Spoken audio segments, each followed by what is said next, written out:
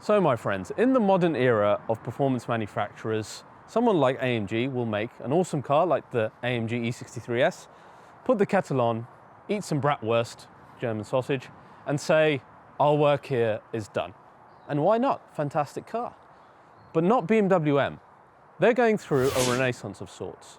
Making a great car like the M2 competition is just not enough, despite the fact that it's probably the best in class. They have to go one step ahead and make a car like the M2 CS. And this is despite the rise of EVs and hybrids and the general negativity towards big petrol engine cars like the M5. BMW M and manufacturers like Porsche with their GT product are showing us a wonderful show of stubbornness to still give petrolheads what they really want, and that is stupidly powerful cars in a limited run capacity. Just look at the next car coming on the channel straight after this video, the M5 Competition LCI. It's already a car that's more powerful than both the E63S and the RS6, and some would say a dynamically better car as well. So really it does not need any improvement. It might be too much, but as they love saying in M-Town, it's a place where too much is just right. So today we have the Club Sport version, which is due to be the flagship of BMW M. It's the new M5 CS. It's got more power, it's got lighter weight, and we're going to unpack everything today in the first look of this, the brand new M5 CS.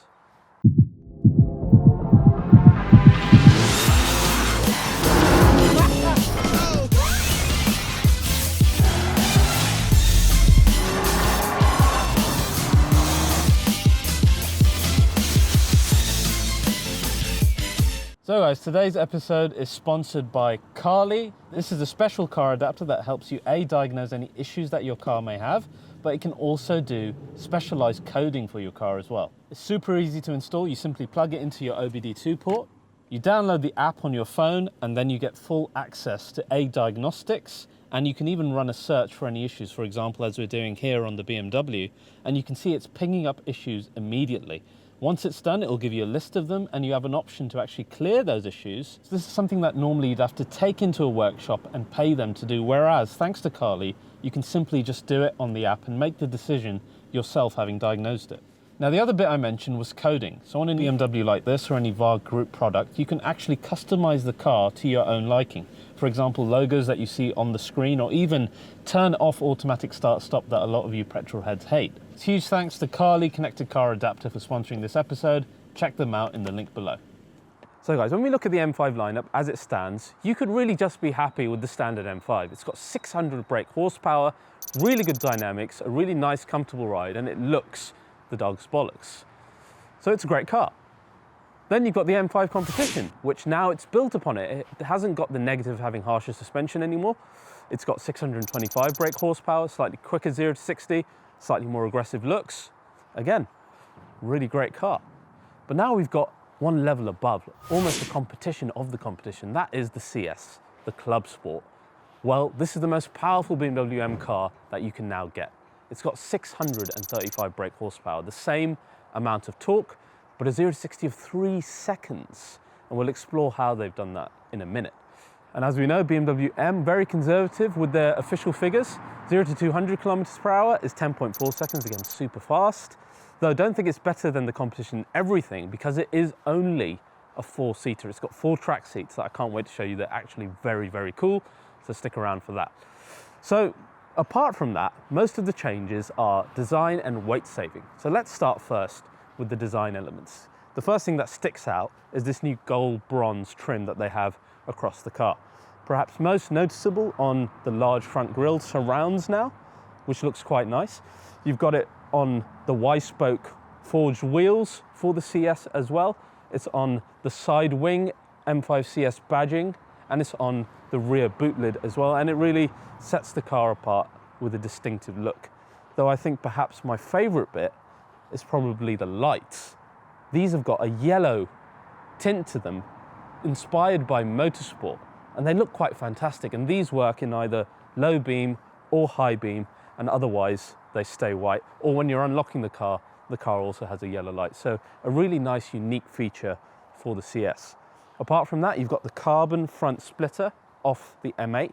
You've also got carbon mirrors off the M8, and you've got a carbon rear spoiler and rear diffuser on the rear. So there's no mistaking the exterior. But the best part of the exterior has to be the carbon fiber reinforced plastic bonnet, which is completely unique to the CS, with the exposed carbon fiber vent on top, which looks absolutely fantastic, and it will really set this car apart. Alongside the new carbon fiber bonnet, we've also got the intake silencer and engine cover finished in carbon fiber as well. And BMW M have gone to pains in removing sound insulation and other bits to reduce the overall weight of the CS by 70 kg, which is quite significant. It's like removing the driver from the car. Apart from this, we've got similar suspension as used in the M5 competition, with the new adaptive dampers taken from the M8. However, they've been honed and retuned because, of course, this car is now lighter, so it should be interesting to see what it drives like.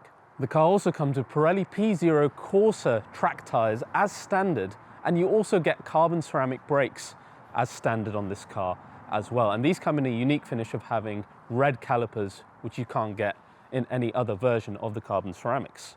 You also get 3 unique paint finishes in the CS. One is Brands Hatch Grey Metallic, the second is a frozen version of that colour, and finally, probably the nicest, is a deep green frozen, which looks really quite great against the gold bronze details on the car.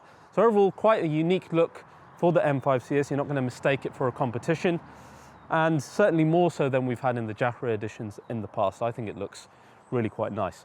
But what's very unique about this car is, of course, the interior. As I mentioned, they're 4 seats only, and they're really, really special looking. Let's have a look at the interior now.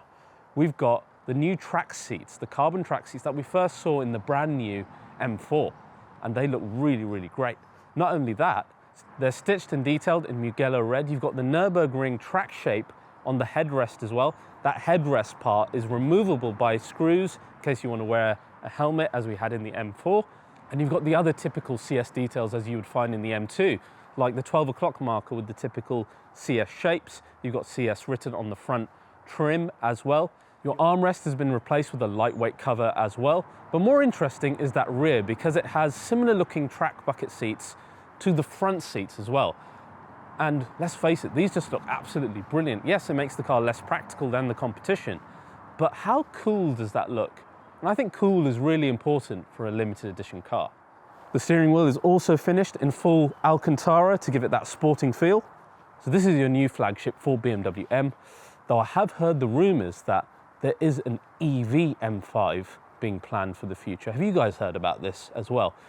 Small kids look away because it might look like this. Yeah, it'll have 1,000 brake horsepower, but would you be interested in a pure EV M5? Or does something like this tickle your fancy more? I think I prefer the CS. So guys, that's the M5 CS, a pure combustion, limited run model, more power, lightweight, 4 seats only, with a unique look. It's limited run, we don't know how many numbers, but it is definitely limited, and it'll probably carry a hefty price tag. Now, you can almost hear the people from AMG and Audi Sport saying, well, we don't need to make a car to battle this. It makes no sense. And they'd be absolutely right. It does make absolutely no sense. But there's something wonderful in that, because this is a world where cars like this are becoming increasingly rare because manufacturers just don't have the guts to make them. They don't want to make pure combustion, limited run cars. So as a petrol head, I feel really grateful that it exists. Yes, it's for a very niche market, but sometimes it's nice that things are made for a niche market and they exist as your halo car. So I'm very excited to drive the M5 CS one day. I hope you guys have enjoyed this virtual review of the brand new M5 CS. If you have, please do like, subscribe, and share this video. I'll see you guys next time.